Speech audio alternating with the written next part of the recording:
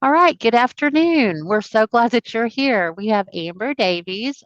She is going to present for us in just a few minutes. But before we get started, I would like to remind you about sped text. So I'm going to share my screen.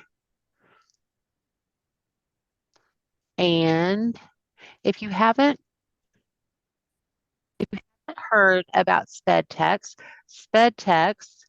is a place where you can go to get information and resources that can help you and your family. So I'm going to show this quick little video right here about what SpedText is about, and then we will walk through real quick how to sign up. Got questions about special education? SpedText is here to help.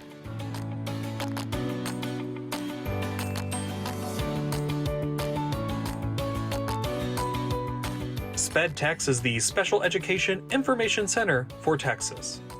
We're here to support parents,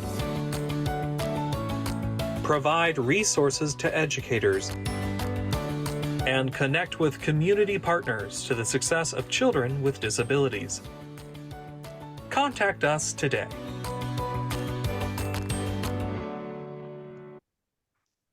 So SpedText is a great place that you can go to find information that you might need for your family. And right here, when you log on to SpedText, on the home page, it says My SpedText. You can click on Learn More. And then right here is a My SpedText login. So you will click on that. And then right here, you'll click I'm new and need to create a SpedText account. And then once you do that, you log in and it takes you to my SpedText. And then you can find articles, videos, resources, anything that you are interested in, and you can star your favorites. So if you're really interested on how to request a special ed evaluation, you can star that and it will show up in your favorites. So you can spend some time going through this, and this is a great resource for you if you have any questions or you're not sure how to get logged in, just let me know and I will help you. And so now I'm going to stop sharing and I'm going to turn it over to Amber. Amber, thanks for being here today. Thank you for the invite, Suzanne. All right, let me get all of my stuff set up.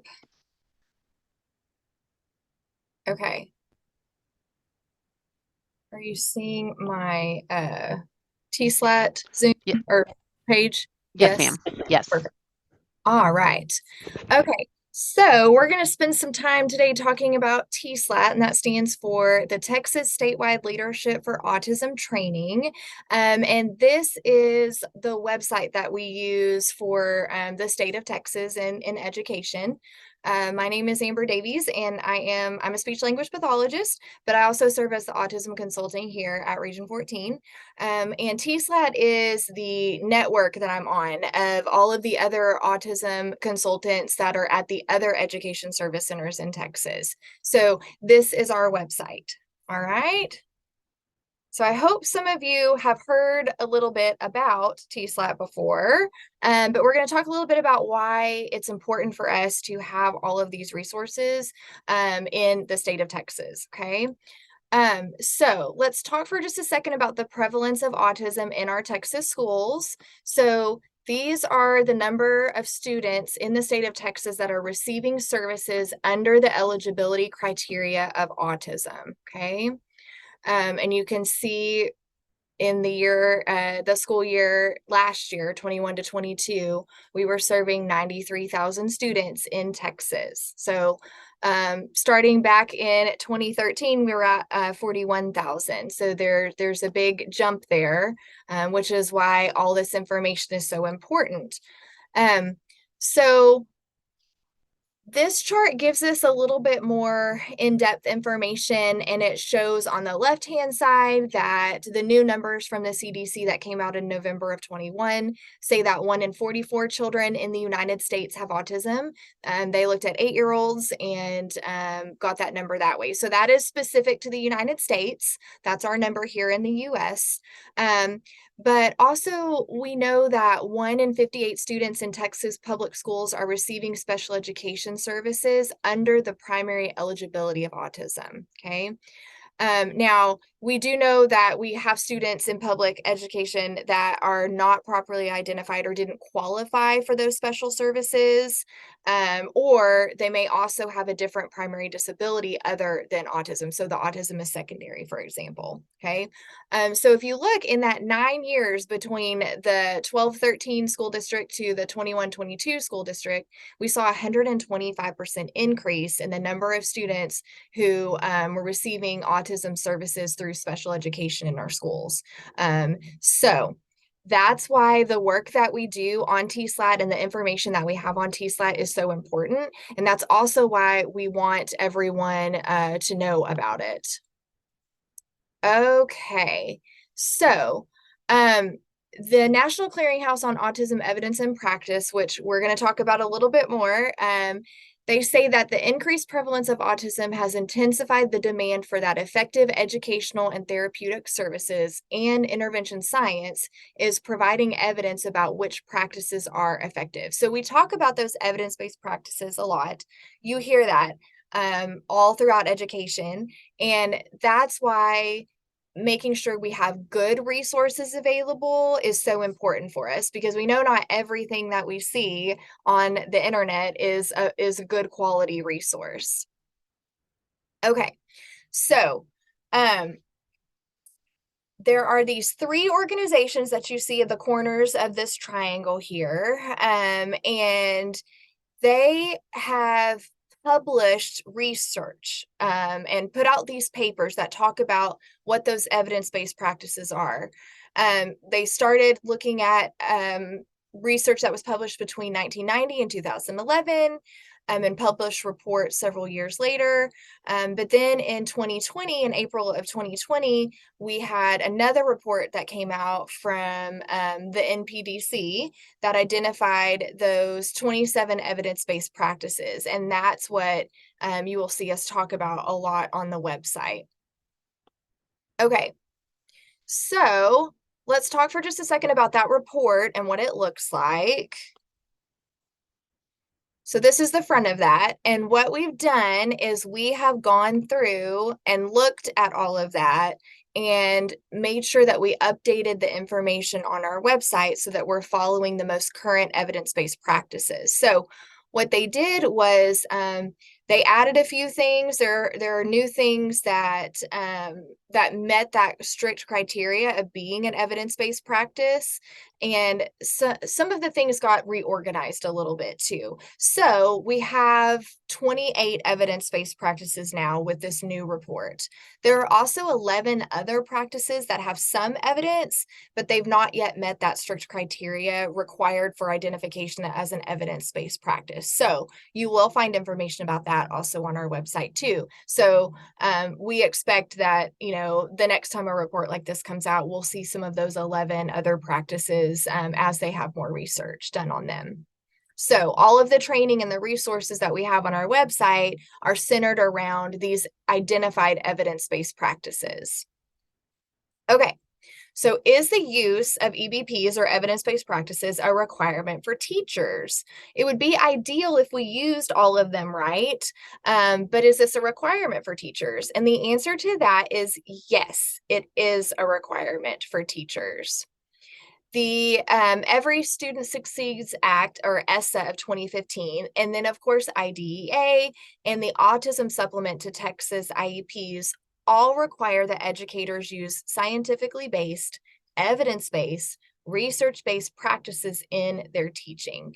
So that autism supplement that I mentioned is a required document that accompanies all individual education plans for all students receiving special education under that eligibility criteria or category of autism.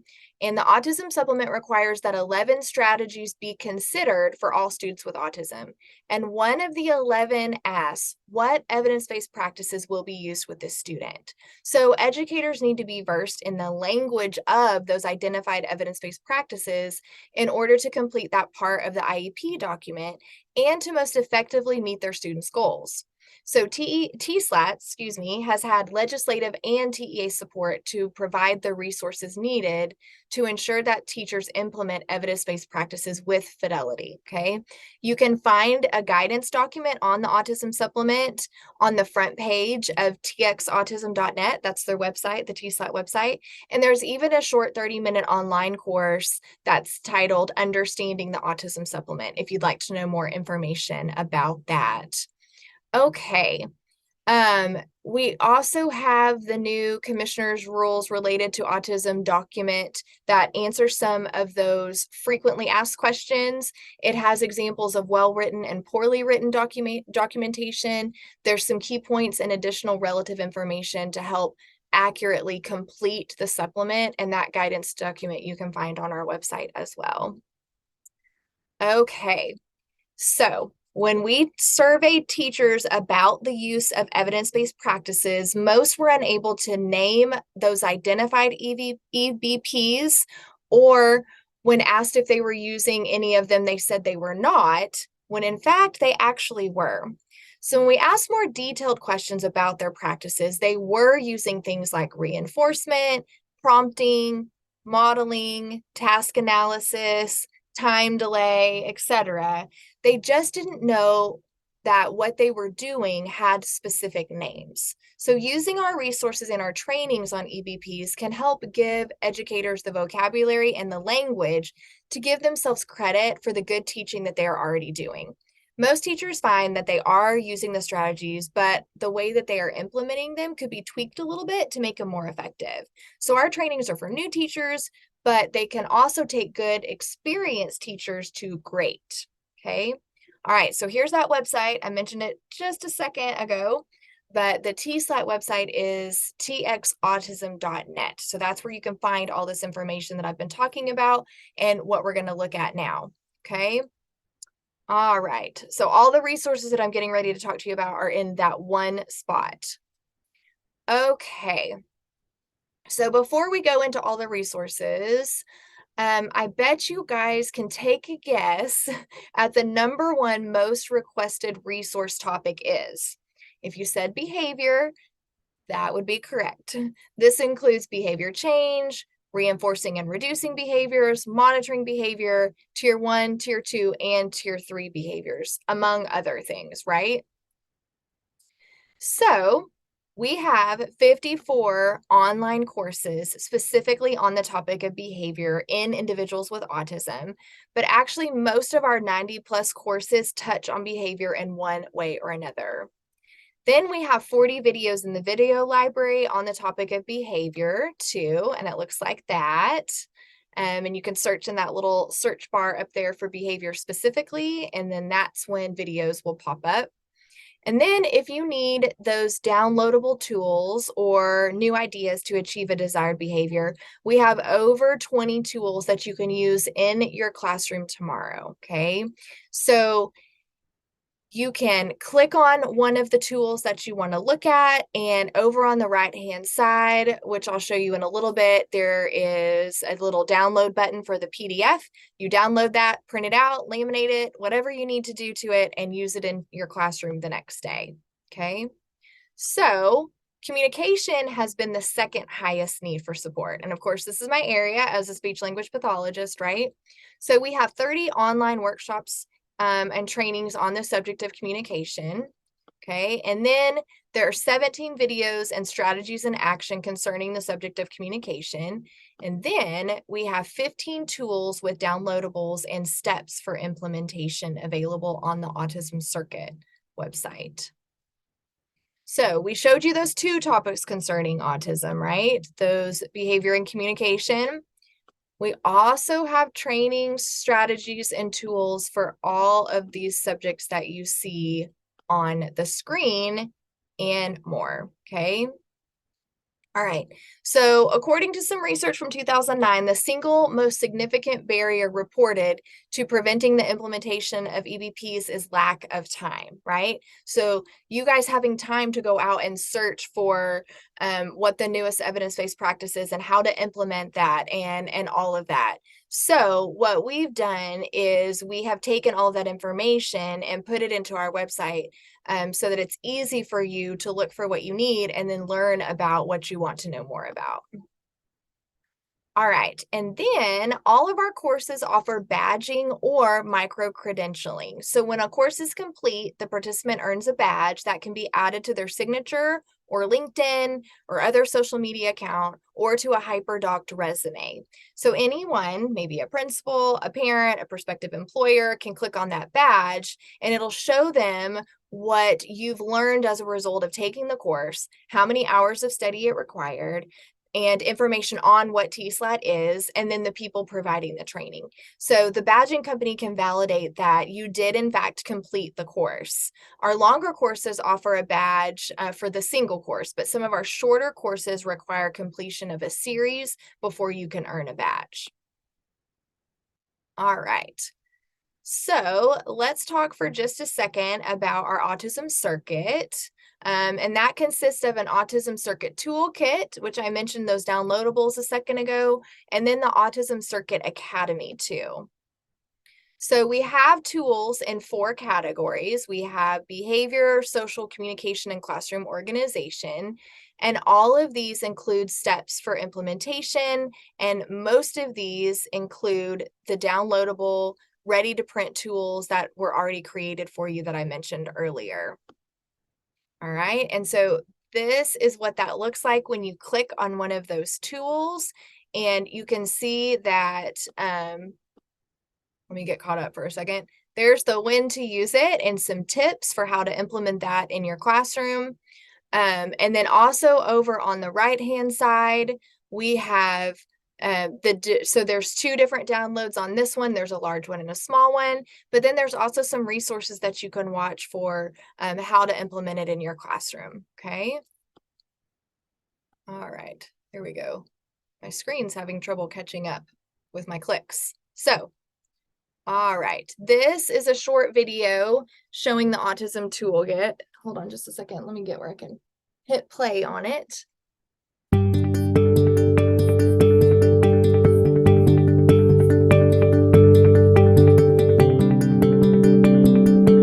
Welcome to the Texas Autism Circuit. This site offers strategies that are easy to implement and highly effective. The tools and techniques are designed to enhance your daily instruction, streamline data collection, and support student engagement.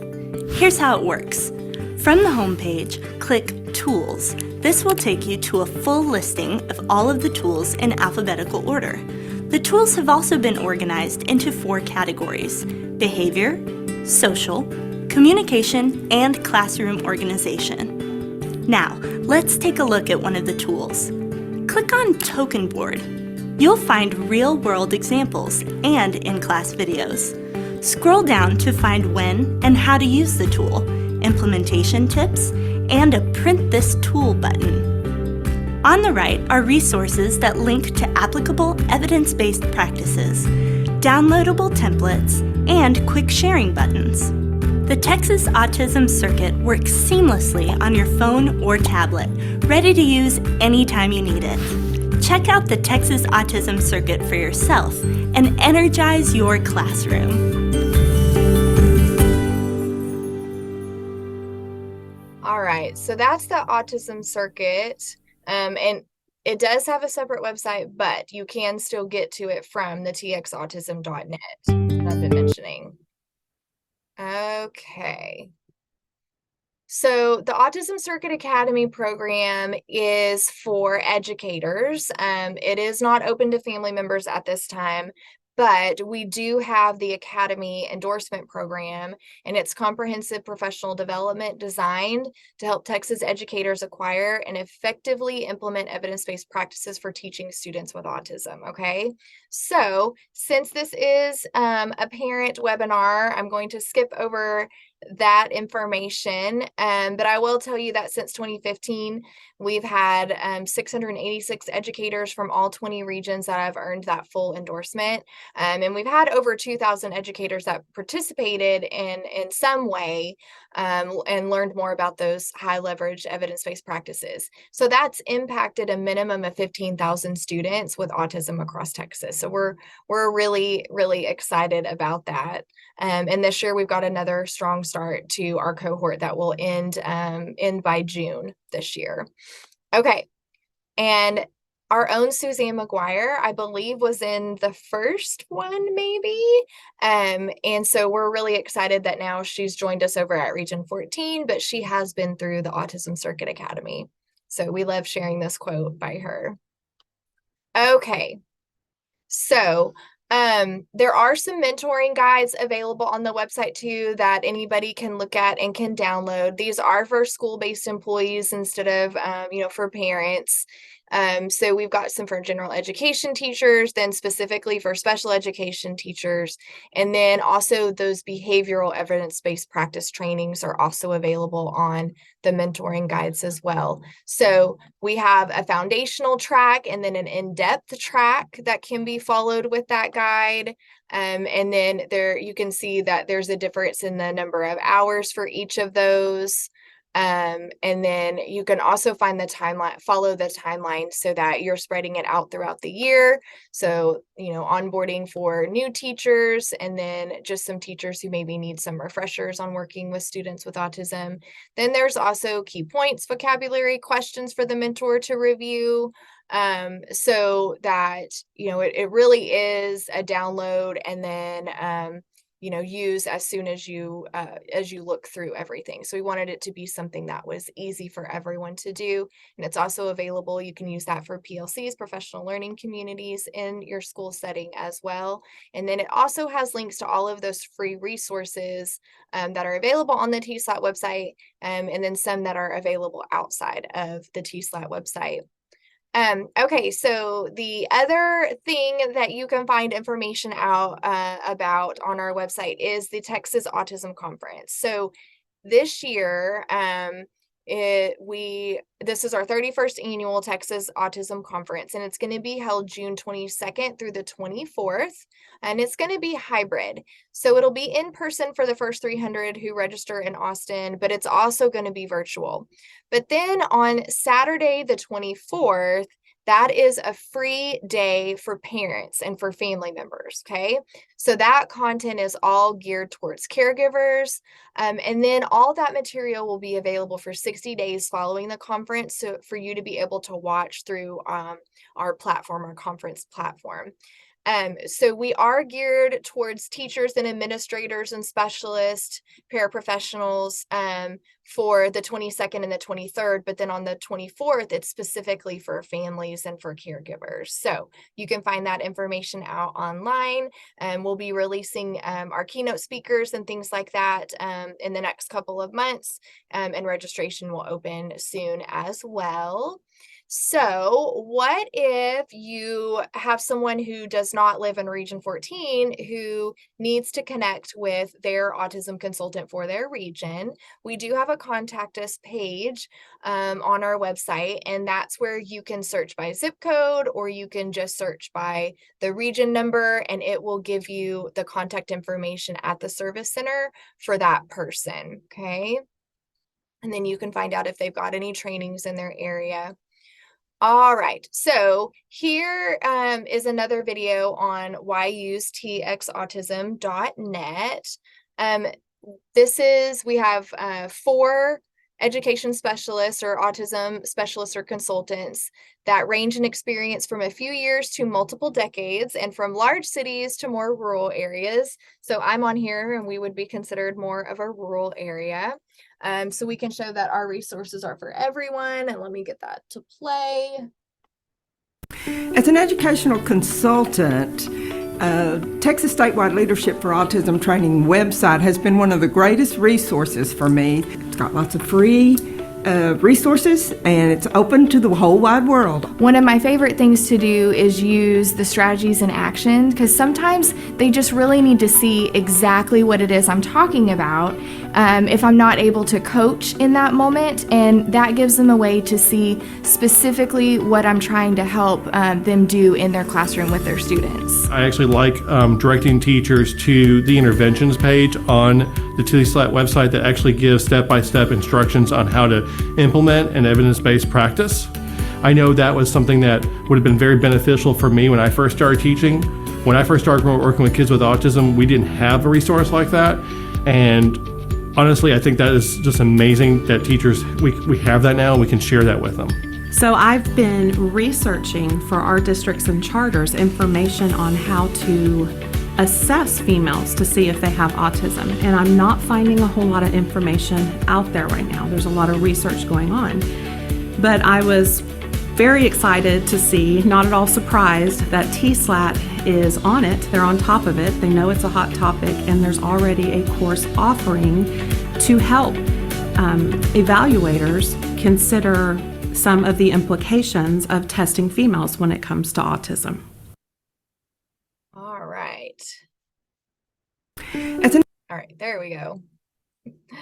Okay, so last year alone, so the 21-22 school year, we had over 46,000 adult students who learned about autism through our online courses, and we had over 120,000 visitors who viewed our videos, and then 3 million pages were viewed on our website. So that's really, really exciting for us. Our mission is to serve students with autism the best way we can through training, support, and resources, and it's all free. So we actually get people from other countries who log in to listen to our trainings, use our resources, view some of the strategies and action videos and everything. It's just such a high quality website, and that's why we want to make sure that everyone knows about it too. And it's just free. We love that it's free, and this is something that we can share with everyone too. Okay. All right.